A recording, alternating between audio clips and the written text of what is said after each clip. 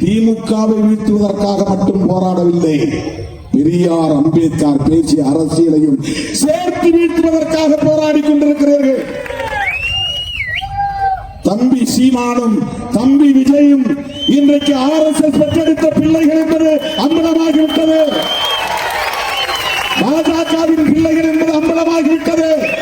பிரபாகரன் பெயரை சொல்லி தமிழ்நாட்டு மக்களை ஏமாற்றி விடலாம் என்று கணக்கு போட வேண்டாம், சொல்ல கடமைப்பட்டிருக்கிறோம்.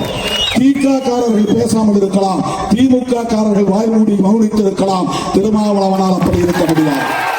இன்னைக்கு நம்ம நாட்டுடைய முன்னேற்றம் பார்க்கும்போது 2047 ஒரு விக்சித் பாரத் நூற்றாண்டு விழா நம்ம கொண்டாடும் போது, சுதந்திர தினம் கொண்டாடும் போது, ஒரு விக்சித் பாரத் இருக்கணும்னா ஒரு கனவு, அந்த கனவு நிஜமாக்குறதுக்கு எந்த அளவுக்கு எங்களால் பாடுபட முடியும். ஒரு பேசிக் காரியகர்த்தா, பாஜகவுடைய காரியகர்த்தா நான் சொல்கிறேன், என்னெல்லாம் நாங்கள் கஷ்டப்படணும், என்னால் பாடுபடணும், அதெல்லாம் படுவோம், அவ்வளோதான்.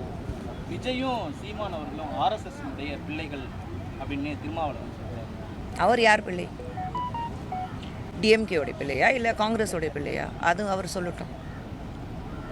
பிளே ஸ்டோர் மற்றும் ஆப் ஸ்டோரில் இருந்து பாலிமர் செயலியை QR கோடு மூலம் பதிவிறக்கம் செய்யுங்கள். செய்திகளை உடனுக்குடன் பெறுங்கள்.